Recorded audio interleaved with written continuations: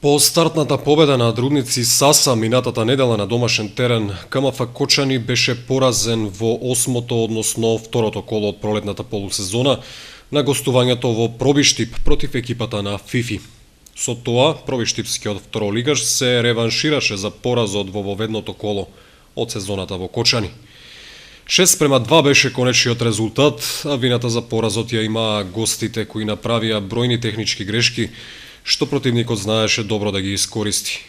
КМФ Кочани влезе деконцентрирано во надпреверот и за кусо време имаше негатива од 0:3, сакајќи брзо да фати резултатски приклучок, влезе во серија грешки што му овозможи на Фифи да го активира најмокното оружје во футсалот, брзата контра. Со овој пораз, КМФ Кочани ги искомпликува плановите за пласман повисоко на табелата, но се уште рано, а шансите за разигрување за влез во првата лига се многу реални.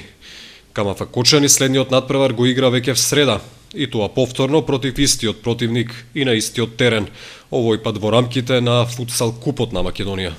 Ждрепката сакаше кочанскиот второлигаш надпреварите од купот да ги започне во предквалификацијската фаза. Победникот од овие два тима ќе влезе во друштвото од 16 екипи што ќе ги формираат осмина финалните двојки.